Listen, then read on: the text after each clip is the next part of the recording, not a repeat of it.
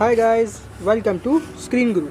So here I am with class 7 of English vocabulary series, and today there are a bit different words. I can say a bit difficult one or challenging one. I can use the word challenging for it. So stay tuned till the last word and I hope you find it useful. So before that, we will start with our today's quote, that is, you have to die daily to live forever. Isn't it very true, guys? A part of us should die daily. It means that you have to get out of your comfort zone, the comfort which you seek in your daily life.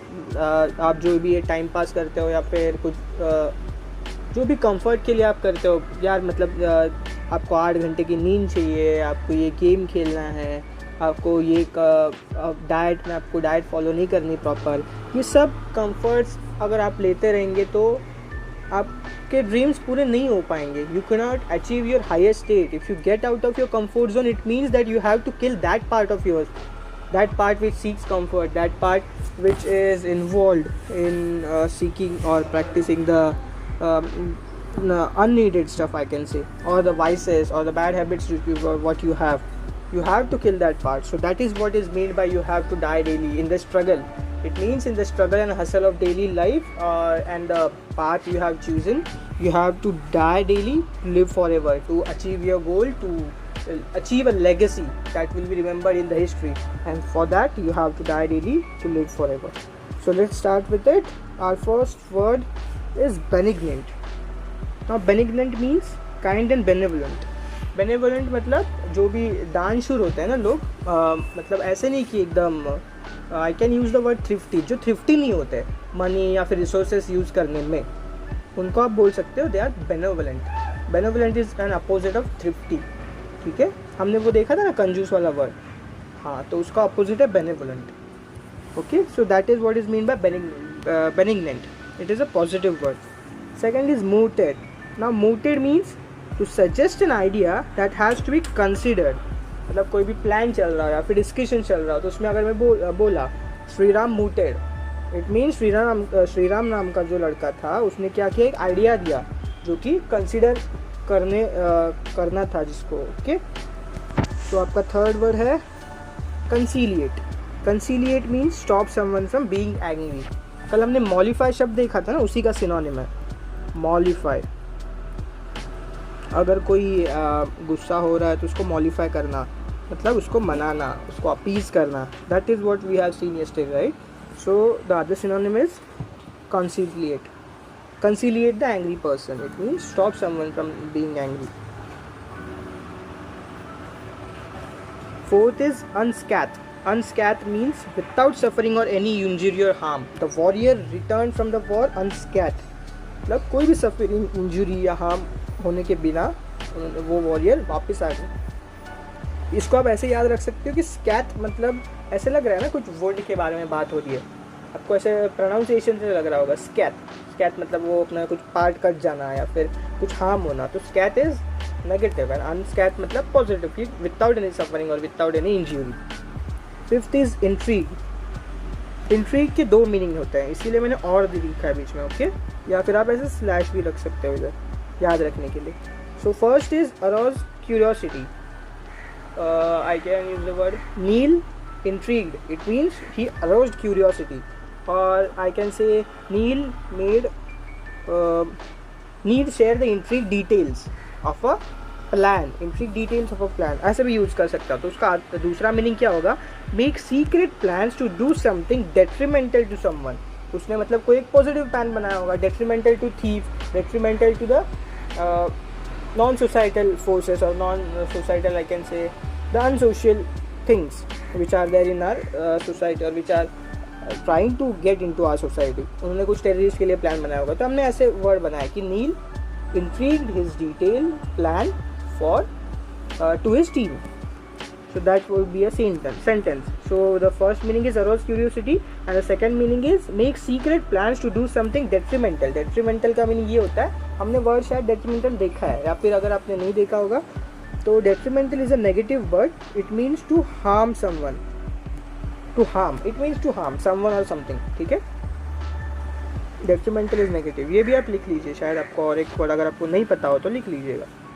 Sixth is exasperated. Exasperated is negative word, ठीक है. It means intensely irritated. I am exasperated मतलब मैं बहुत irritate हो चुका हूँ, मुझे छोड़ दो अकेले. So that is intensely irritated.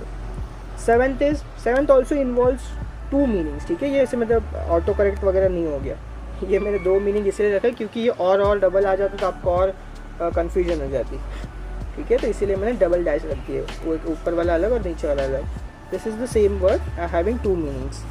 तो first is treacherous means involving betrayal और डिसेप्शन. betrayal और डिसेप्शन. betrayal हमने देखा था धोखाधड़ी, हमने जो वर्ड यूज़ किया था धोखाधड़ी. betrayal is nothing but failing or I can say breaking someone's trust.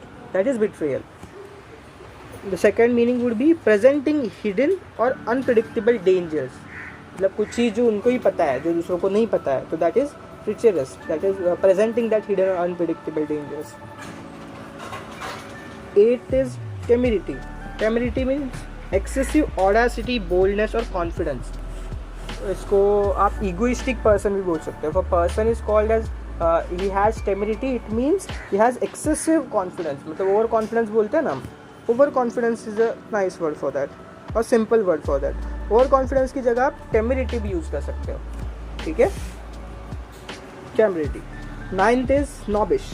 Snobbish is a quality by which a person treats someone respectfully and others insulted. कोई तो एकदम चालू लोग होते हैं ना, जो कि मतलब ऐसे पैसे वाले रेस्पेक्टफुल लोग अगर रिलेटिव्स में हो तो उनको बहुत रेस्पेक्टफुली रखेंगे, और अदर्स जो भी मतलब जिधर भी आप वो लोग गए, अगर दूसरे कोई एकदम गरीब इंसान हो, कोई जिसके पास जितने मटेरियल्स उससे ज़्यादा नहीं हो, तो उनको इंसल्ट करेंगे हर बार. So that is snobbish. Treating a person respectfully and others insulted, ठीक है. So this is a negative thing. ये ऐसा स्नॉबिश नहीं होना चाहिए. Quality you shouldn't be snobbish. 10th is grouchy. Grouchy means irritable और bad tempered. If I say she is grouchy, it means she is irritable और bad tempered.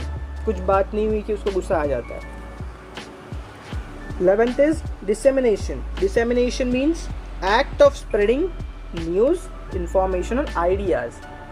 The news disseminated, it means it was spread across various channels. मतलब वो जो news channel होते हैं उनके अलग अलग चैनल्स होते हैं ना, physical channels, then there are virtual channel, TV पे चैनल होता है, फिर उनका रिटर्न में भी इंफॉर्मेशन पब्लिश हो सकती है, फिर डिजिटल मीडिया थ्रू पब्लिश हो सकती है.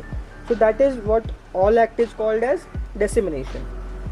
12th is petulant. Petulant means bad tempered. Someone who is bad tempered. Again हमने जो देखा था ना grouchy, petulant are synonyms, ठीक है, या synonyms. 13th is imbecile. Imbecile, if I say Vishweshwar is Vishwesh, I can say हाँ विश्वास वगैरह यूज़ कर सकते हैं. यार नाम याद नहीं आते मुझे अच्छे. विश्वास is imbecile. It means Vishwas is a small kid and a stupid person. ऐसा उसने ज़्यादा एकदम सा he is not a smart person, ठीक है. So that is imbecile, used for a stupid person. So you should not be stupid and Vishwas should learn to be better. ऐसा every person is stupid in his or her sense. मतलब कोई चीज़ में stupidity होती है तभी तो entertainment होता है ज़िंदगी में, तभी तो हम कुछ सीख पाएंगे नया. I have done many stupid things and I have no shame in telling that, right? And I am sure that everyone must have done something or the other in his or her own life, and that is how we progress, right? तो इसमें कुछ ऐसे बुरा बात मानने की ज़रूरत नहीं है. अगर कोई सब्सक्राइबर का नाम वगैरह विश्वास वगैरह निकल गया या फिर जो भी मैं एग्जांपल देता हूँ तो सर आप पर्सनली मत ले लेना, ठीक है. I am just giving examples here. We are here to learn, not to take things personally और make a issue out of it. 14th is opposite. Opposite means appropriate. ये हमने वर्ड शायद लिया था पहले, या फिर अगर नहीं लिया हो तो आप लिख लीजिएगा. अपोजिट मतलब अप्रोप्रिएट. ये APP और यहाँ APP, देखा दोनों सेम है तो ऐसे याद रख लीजिएगा. ऑपोजिट नहीं है ये. आप ऐसे समझोगे कि यार ये सर ने ऑटो करेक्ट वगैरह हो गया, ऐसा नहीं है. अपोजिट का मीनिंग होता है appropriate, something which is appropriate to a particular situation और something. 15th is facsimile. Facsimile is an exact copy, especially of written और प्रिंटेड मटेरियल. अगर कोई मतलब रिटन वर्क है, पब्लिश होने वाली बुक है, तो उसकी एग्जैक्ट कॉपी को क्या बोलोगे आप? फैक्सिमाइल. चलिए आ गया हमारा time. One of the most important part of our video, that is homework. So you have to find meanings of synonyms of the following words and comment your answers in the comment section below. तो first आपका है precocious, second is prudent, third is veritable, fourth is nonchalant, fifth is acumen. तो acumen के बारे में बता सकता हूँ मैं. अक्यूमेन इज पॉजिटिव. एंड अगर आप पहले से फॉलो करते हो तो ये चैनल, ये नाम का मैंने चैनल भी बनाया था पहले. तो acumen is something positive, something interesting. ये तो आपको पता चल गया होगा अगर आप मुझे पहले से फॉलो कर रहे हो. ठीक है, तो acumen is something very positive. बाकी के बारे में नहीं बताऊंगा, बाकी आप ढूंढ लीजिएगा. Okay, so have a great time ahead. That's screen grow for you. Meet you in the next video. That's it. Have a great time. Bye.